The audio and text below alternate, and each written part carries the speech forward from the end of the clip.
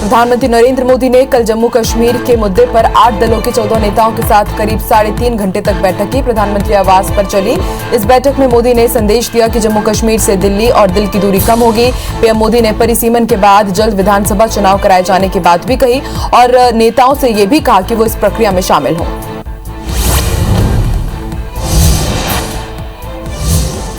रक्षा मंत्री राजनाथ सिंह आज केरल दौरे पर रहेंगे। रक्षा मंत्री आज कोचीन शिपयार्ड लिमिटेड का दौरा करेंगे और यहां बन रहे स्वदेशी विमान वाहक के काम की समीक्षा करेंगे। कल रक्षा मंत्री राजनाथ सिंह ने कर्नाटक के कारवार में भारतीय नौसेना के प्रोजेक्ट सीबर्ड का हवाई सर्वेक्षण किया था। केंद्रीय शिक्षा मंत्री रमेश पोखरियाल निशंक आज छात्रों से चर्चा करेंगे। शिक्षा मंत्री आज सोशल मीडिया के जरिए 10वीं और 12वीं की बोर्ड परीक्षा के बारे में छात्रों से बात करेंगे। पहले भी निशंक छात्रों से बातचीत कर उनसे सुझाव लेते रहे हैं।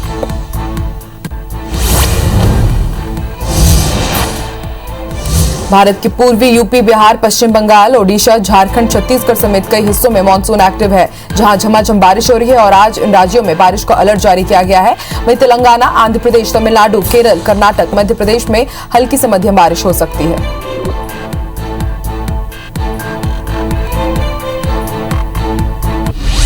अंदाज में रक्षा मंत्री राजनाथ सिंह ने कोच्चि में दक्षिणी नौसेना कमान का दौरा किया। उन्होंने कहा कि स्वदेशी विमान वाहक पर किए गए काम का प्रत्यक्ष रूप से जायजा लेना खुशी की बात है। ये भारत का गर्व और आत्मनिर्भर भारत की एक चमकता उदाहरण है। इस प्रोजेक्ट को एनडीए सरकार ने अनुमति दी थी और कोरोना के बावजूद इसमें प्रगति हुई।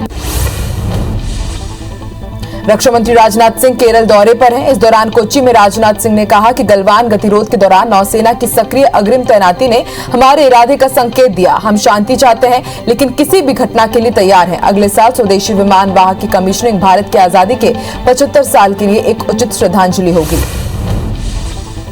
महाराष्ट्र के नागपुर में प्रवर्तन निदेशालय ने कथित मनी लॉन्ड्रिंग मामले में राज्य के पूर्व गृह मंत्री अनिल देशमुख के आवास पर रेड की। बता दें कि महाराष्ट्र के पूर्व पुलिस कमिश्नर परमवीर सिंह ने देशमुख पर वसूली का आरोप लगाया था, जिसके बाद से मामले की जांच हो रही है।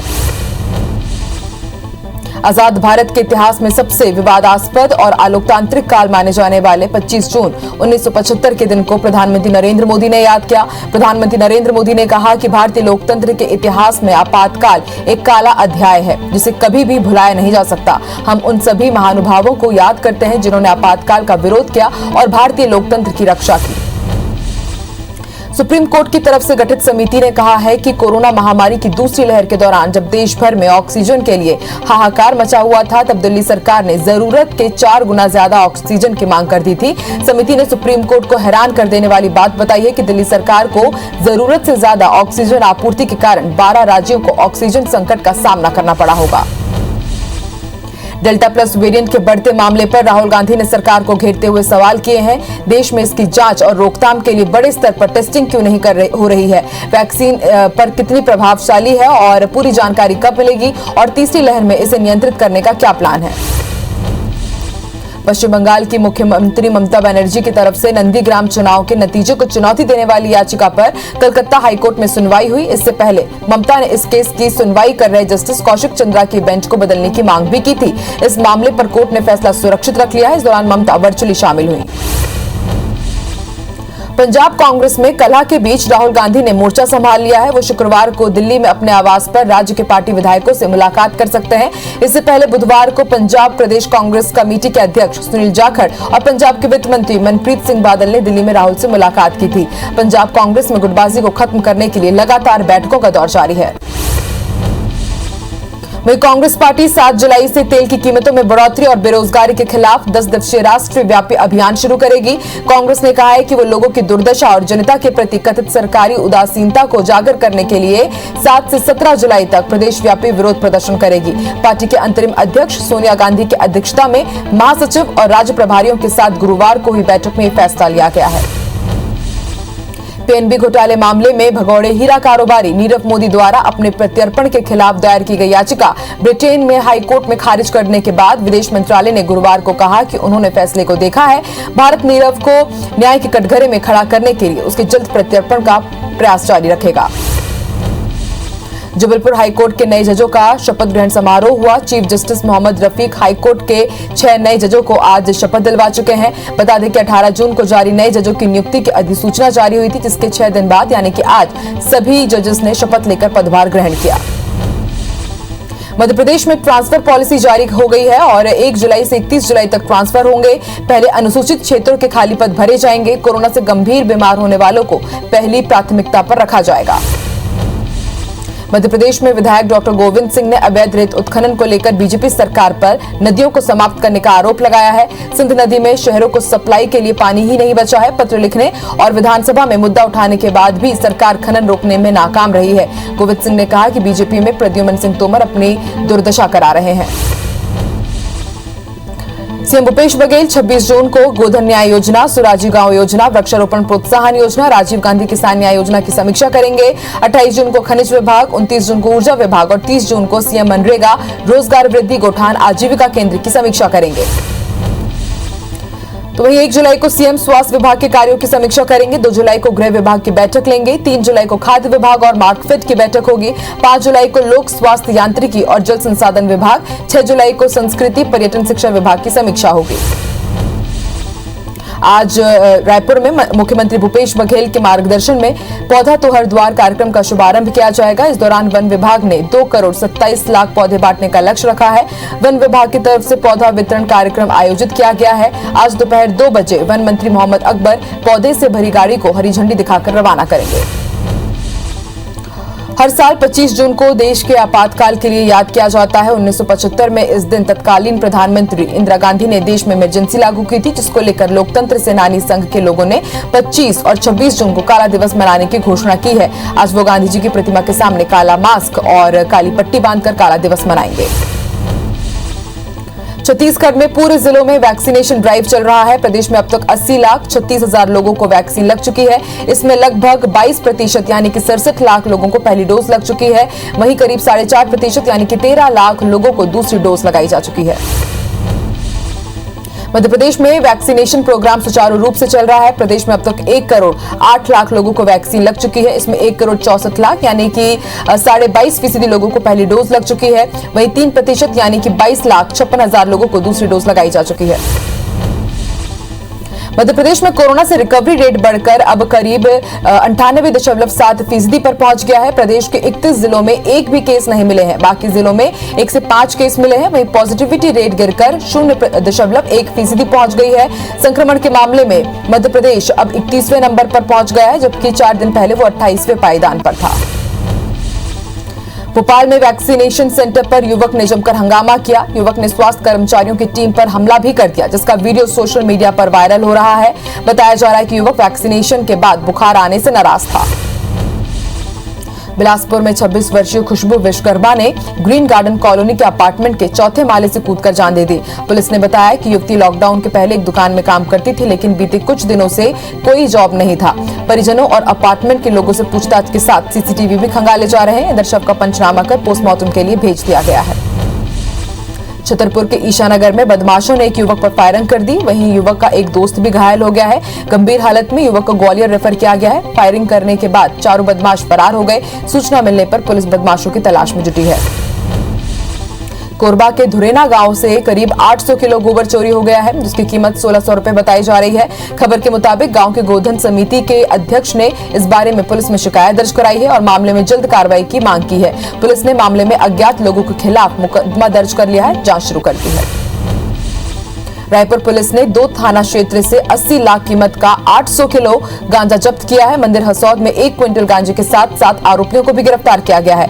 गांजा मलकानगिरी से मध्य प्रदेश ले जाया जा रहा था और सरस्वती नगर के कोटा इलाके में खड़े ट्रक से 7 क्विंटल गांजा बरामद किया गया। सभी आरोपियों पर एनडीपीएस एक्ट के तहत कार्रवाई की गई है। जांजगीर चांपा के शिवरी नारायण पुलिस ने 2 युवकों को गिरफ्तार किया है। दोनों युवक प्रहलाद साहू और नरोत्तम बघेल खुद को पुलिस बताकर अवैध वसूली करते थे। पुलिस पूछताछ में दोनों युवकों ने खुद को पत्रकार भी बताया। फिर पुलिस ने दोनों से प्रेस कार्ड भी जब्त किया। मामला नगर पंचायत खरोद क्षेत्र का है। रायपुर के आमानाका में निगम के रिटायर्ड इंजीनियर पारसनाथ पाठक ठगी के शिकार हो गए हैं। हालांकि साइबर सेल के 3 शातिर ठगों को झारखंड के जामताड़ा से गिरफ्तार किया गया है। इंजीनियर के बैंक अधिकारी बनकर केवाईसी अपडेट के नाम पर पूरा डिटेल लिया गया। इंजीनियर के बेटे पुलकित ने आमानाका थाने में ठगी की रिपोर्ट दर्ज कराई है। बलरामपुर के पहाड़ खड़ुआ गांव के जंगल में एक ग्रामीण पर भालू ने हमला कर दिया। भालू के हमले से ग्रामीण गंभीर रूप से घायल हो गया है। वहीं 3 महिलाओं ने भागकर अपनी जान बचाई। जंगल में महिलाएं लकड़ी बीनने के लिए गई थी, तभी अचानक भालू ने हमला कर दिया। छतरपुर जिले में गोली मारकर हत्या का प्रयास करने का मामला सामने आया। घटना में 2 लोगों को गोली लगी है, जिन्हें जिला अस्पताल में भर्ती कराया गया है।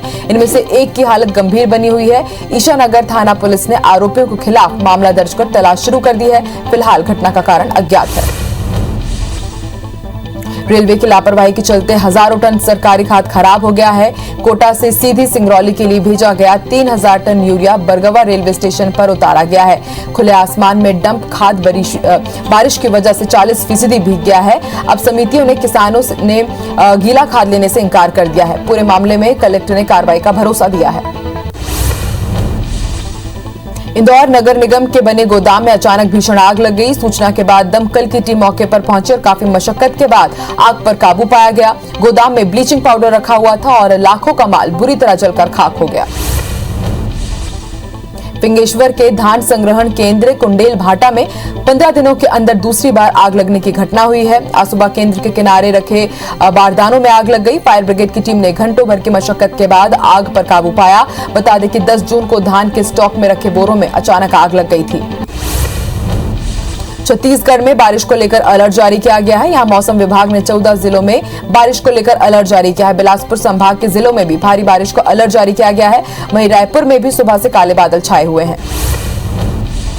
मध्य प्रदेश में बारिश के चलते कई इलाकों में आंधी तूफान और जलभराव की स्थिति बनी हुई है। भोपाल में भी बीती रात तेज बारिश हुई। मौसम विभाग ने अगले 24 घंटे के लिए अलर्ट जारी किया है। शहडोल, कटनी, सिवनी समेत 12 जिलों में येलो अलर्ट जारी किया गया है। भारत में इस वक्त पूर्वी यूपी, बिहार, पश्चिम बंगाल, ओडिशा, झारखंड, छत्तीसगढ़ के साथ ही कुछ हिस्सों में मानसून एक्टिव है, जहां झमाझम बारिश हो रही है। आज इन राज्यों में बारिश को अलर्ट जारी किया गया है। वहीं तेलंगाना, आंध्र प्रदेश, तमिलनाडु के कुछ हिस्से, केरल, कर्नाटक, मध्य प्रदेश में हल्की से मध्यम बारिश के साथ 1-2 स्थानों पर तेज बारिश हो सकती है। डेल्टा प्लस वेरिएंट अब तक 11 देशों में दस्तक दे चुका है। भारत में डेल्टा प्लस वेरिएंट के मामले बढ़ रहे हैं, तो वहीं भारत के अलावा ये variant Britain, Canada, Japan, Nepal, Poland, पुर्तगाल, रूस, स्विट्जरलैंड, तुर्की और अमेरिका में भी पहुंच चुका है। विश्व स्वास्थ्य संगठन ने आगाह किया है कि अगर मौजूदा चलन जारी रहता है तो कोरोना का डेल्टा वेरिएंट के अन्य वेरिएंट के मुकाबले ज्यादा हावी होने की आशंका है। WHO ने ये चेतावनी ऐसे समय दी है जब 85 देशों में इस वेरिएंट के मिलने की पुष्टि हुई है और दुनिया के अन्य देशों में भी इसके मामले लगातार सामने आ रहे हैं। यूपी में लगातार बारिश हो रही है, जिसके चलते नदियां उफान पर है। वहीं गोंडा जिले में सरयू नदी का जलस्तर बढ़ने से आसपास के गांव में बाढ़ आ गया है। इधर बाढ़ के चलते लोगों को परेशानी का सामना करना पड़ रहा है। कई गांव अब भी जलमग्न है, जिससे लोग घरों में कैद होने को मजबूर हो गए हैं। पिछले 1 हफ्ते से लगातार सोने चांदी की कीमतों में गिरावट जारी है। India Boolean and jewellers association के मुताबिक गुरुवार की सुबह सोने की कीमत में 154 रुपए और चांदी की कीमत में 125 रुपए की टूट दर्ज की गई है। इस गिरावट के बाद दिल्ली के बाजार में 999 शुद्धता वाले 24 कैरेट सोने की कीमत 47,000 रुपए प्रति 10 ग्राम पहुंच गया है। केंद्र सरकार लगातार इलेक्ट्रिक वाहनों के निर्माण, बिक्री और इस्तेमाल को बढ़ावा दे रही है। इसी कड़ी में फेम 2 स्कीम के तहत इलेक्ट्रॉनिक 2 व्हीलर्स पर सब्सिडी को 50% तक बढ़ा दिया गया है। इसके बाद अब देश की leading electric scooter manufacturing company TVS Motors, ampere और अदर एनर्जी ने अपने ई स्कूटरों के दाम घटा दिए हैं। पेंशन भोगियों को अब पेंशन स्लिप के लिए बैंक के चक्कर काटने की जरूरत नहीं पड़ेगी। बैंक उन्हें SMS, ईमेल और व्हाट्सएप के जरिए पेंशन स्लिप मुहैया कराएंगे। केंद्र सरकार ने बैंकों से पेंशनर्स को पेंशन स्लिप देने के लिए कहा है। ये फैसला CPPC की बैठक में लिया गया। वर्ल्ड टेस्ट चैंपियनशिप के फाइनल में भारत की करारी हार के बाद टीम के कोच रवि शास्त्री ने अपनी चुप्पी तोड़ दी है। उन्होंने ट्वीट कर कहा कि वर्ल्ड टेस्ट चैंपियनशिप इस बात का सबसे बढ़िया उदाहरण है कि बड़ी चीजें आसानी से नहीं मिलती। शास्त्री ने न्यूजीलैंड की टीम के प्रदर्शन की तारीफ की है। खास बात यह रही कि उन्होंने भारतीय टीम के प्रदर्शन को लेकर कुछ भी नहीं कहा। न्यूजीलैंड के खिलाफ विश्व टेस्ट चैंपियनशिप यानी कि WTC फाइनल के दौरान भारतीय तेज गेंदबाज ईशांत शर्मा के सीधे हाथ की 2 उंगलियों में चोट लग गई थी, जिसके चलते अब उनकी सर्जरी हुई है और उसमें टाके लगाए गए हैं। हालांकि उम्मीद जताई जा रही है कि वो इंग्लैंड के खिलाफ 5 मैच की टेस्ट सीरीज से पहले फिट हो जाएंगे। टीम इंडिया के टेस्ट चैंपियनशिप का नया कार्यक्रम सामने आ चुका है। भारत को 6 टीमों के खिलाफ कुल 19 टेस्ट मैच खेलने हैं। घर पर पहली सीरीज में टीम इंडिया न्यूजीलैंड के खिलाफ ही खेलने वाली है। भारत को England, New Zealand, south Africa, Sri Lanka, Australia और बांग्लादेश के खिलाफ खेलना है। इंग्लैंड के पूर्व कप्तान ने ऐतिहासिक एशेज सीरीज रद्द करने की मांग की है। उनका कहना है कि अगर इंग्लैंड खिलाड़ियों के परिवार उनके साथ ऑस्ट्रेलिया नहीं जा सकते तो इस साल होने वाली एशेज सीरीज को रद्द कर देना चाहिए। बता दें कि एशेज सीरीज इस साल के अंत में ऑस्ट्रेलिया में आयोजित होनी है। 23 जुलाई से शुरू होने वाले टोक्यो ओलंपिक में भारतीय मुक्केबाज लवलीना बोरगोहेन बॉक्सिंग मेडल की बड़ी दावेदारी मानी जा रही है। 23 साल की लवलीना इस ओलंपिक में हिस्सा लेने वाली असम की पहली महिला मुक्केबाज होंगी, जो 64 किलोग्राम वेट कैटेगरी में हिस्सा लेकर भारत का प्रतिनिधित्व करेंगी। क्रोएशिया में हुए शूटिंग वर्ल्ड कप में भारत के शूटर सौरभ चौधरी ने 10 मीटर एयर पिस्टल में ब्रॉन्ज मेडल अपने नाम किया है। सौरभ ने 220 पॉइंट के साथ ये मेडल जीता, तो वहीं महिलाओं के 10 मीटर एयर पिस्टल में मनु भाकर 7वें नंबर पर रही। बॉलीवुड एक्टर सोनू सूद ने एक और कदम बढ़ाते हुए साइकिल पर अपना सुपरमार्केट भी खोल लिया है। एक्टर ने एक दिलचस्प वीडियो सोशल मीडिया पर शेयर किया है, जिसमें वो कहते दिख रहे हैं कि कौन कहता है मॉल बंद हो गए हैं, सबसे ज्यादा जरूरी और महंगी सुपरमार्केट यहाँ हमारे पास बिल्कुल तैयार है। पश्चिम बंगाल से टीएमसी सांसद और एक्ट्रेस मिमी चक्रवर्ती ने कोलकाता में एक नकली कोविड टीकाकरण कैंपेन करने वाले एक शख्स का भंडाफोड़ किया है। इसके बाद उस शख्स को पुलिस ने गिरफ्तार किया है। आरोपी देवांजन दवे खुद को IAS ऑफिसर भी बता रहा था। बोनी कपूर और श्रीदेवी की बेटी जानवी कपूर इन दिनों इंस्टाग्राम पर काफी एक्टिव है। जानवी ने अपनी इंस्टा स्टोरी में बेहद हॉट फोटो शेयर की है, जिसमें उनका चेहरा बालों से ढका हुआ नजर आ रहा है। ये फोटो तेजी से वायरल हो रही है। ब्रिटेन सरकार ने जंक फूड के विज्ञापन सुबह 5:30 बजे से रात 9 बजे तक टीवी पर प्रसारित करने से रोक लगा दी है। बच्चों को मोटापा रोकने के लिए सरकार ने यह कदम उठाया है। सरकार का मानना है कि उपाय देश को फिट और सेहतमंद रखने के लिए लिया जा रहा है।